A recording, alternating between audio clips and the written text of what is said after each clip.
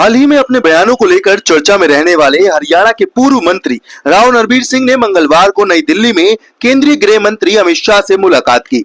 मुलाकात के बाद ये लगभग तय माना जा रहा है कि भाजपा उन्हें बादशाहपुर से उम्मीदवार बना सकती है। सूत्रों की माने तो भाजपा अगले 24 घंटे में हरियाणा विधानसभा के उम्मीदवारों की पहली सूची जारी कर सकती है। पार्टी ने केंद्रीय चुनाव समिति की बैठक में तय किए गए लगभग 1 दर्जन नामों पर पुनर्विचार कर अपने कई दिग्गज नेता और केंद्रीय मंत्रियों को संतुष्ट करने का प्रयास किया है। वहीं अमित शाह से मुलाकात के बाद राव नरबीर के घर जश्न का माहौल है। हजारों की तादाद में कार्यकर्ता राव नरबीर के घर पहुंच रहे हैं और ढोल नगाड़ों और आतिशबाजी के साथ जश्न मना रहे हैं। वहीं राव नरबीर ने अमित शाह से क्या बात की, चलिए आपको बताते हैं। जी, मेरी कल हाईकमान से मीटिंग हुई और मैंने अपने पक्ष में बात रखी और मुझे उम्मीद है भारतीय जनता पार्टी मेरे हक में फैसला लेगी और लोगों में उत्साह है। और वर्कर तो कभी काबू का रहता नहीं।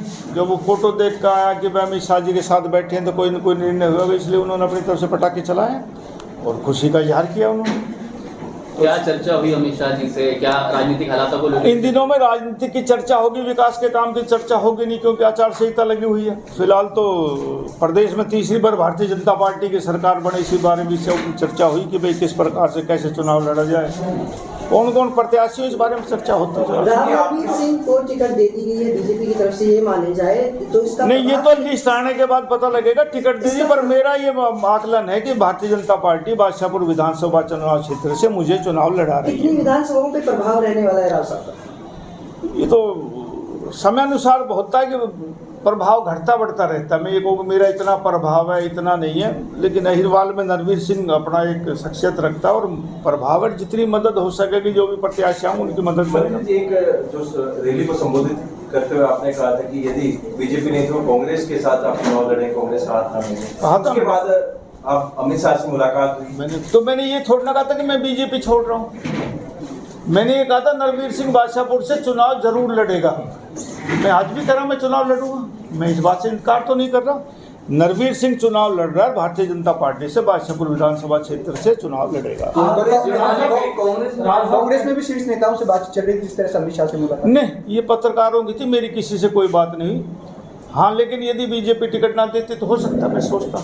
लेकिन भारतीय जनता पार्टी में मैं 2010-11 में आया था, आज 2024 है। भारतीय जनता पार्टी ने मुझे पीछे भी एक चुनाव टिकट लड़ाया, मुझे मंत्री बनाया। हाँ, 2019 में राजनीतिक कारणों से टिकट कट गई।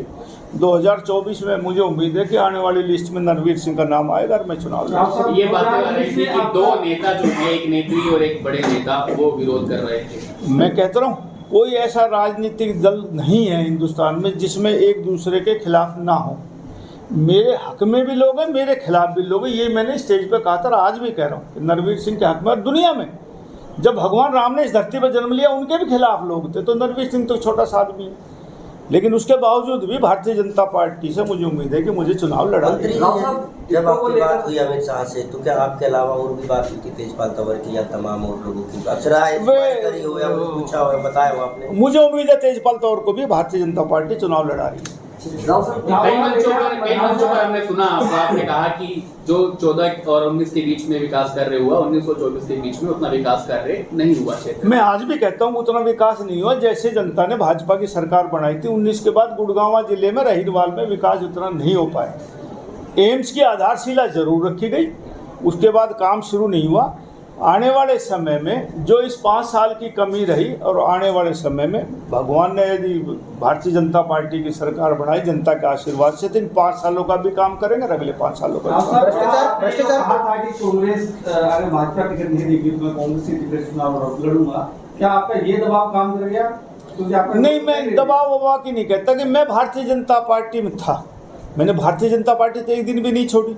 भारतीय जनता पार्टी की कोई भी मीटिंग हुई, मैं उस मीटिंग में भी गया हूँ और भारतीय जनता पार्टी से मैंने आग्रह किया कि मैं चुनाव लड़ूंगा और मुझे उम्मीद है भारतीय जनता पार्टी मुझे टिकट देगी। कितनी सीटें आगे हरियाणा भाजपा? मैं ज्योतिषी नहीं हूँ, ये किसी पंडित से या विद्वान से पूछे। मैं अपने हल्के की कह सकता हूँ कि राव नरबीर सिंह बादशाहपुर विधानसभा क्षेत्र से हरियाणा में भारतीय जनता पार्टी के प्रत्याशियों में से सबसे ज्यादा वोटों से सीट जीतेगा। भ्रष्टाचार को लेकर आपने सरकार और जो अधिकारी उनको सवालों घेरे में रखा था, अब नहीं, मैं नहीं कर रहा, गुड़गांव की जनता करी। नरबीर सिंह ने अकेला नहीं करा कि गुड़गांव में अफसरशाही थोड़ी सी बेलगाम है, इन पे नकेल कसने की जरूरत है। गुड़गांव का आम मतदाता परेशान है, ये मैंने कहा। राव साहब, आपने मंच से कहा था कि इस बार बीजेपी की 20 से कम सीट आ रही है, कई बार मंचों से। नहीं, कौन से मन से कहा? मैं तो ये नहीं कहा।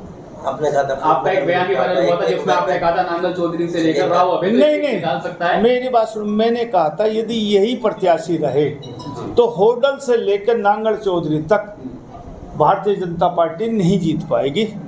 भारतीय जनता पार्टी, एक शब्द वही बता रहा हूँ, भारतीय जनता पार्टी की आस्था है साहिवाल और दक्षिण हरियाणा के लोगों को, लेकिन यदि आप प्रत्याशी बदलोगे तो भारतीय जनता पार्टी जीतेगी। मैंने ये कहा था। तो अभी क्या राजनीतिक हालात में क्या मुझे ये लगता है भारतीय जनता पार्टी प्रत्याशी बदल रही है।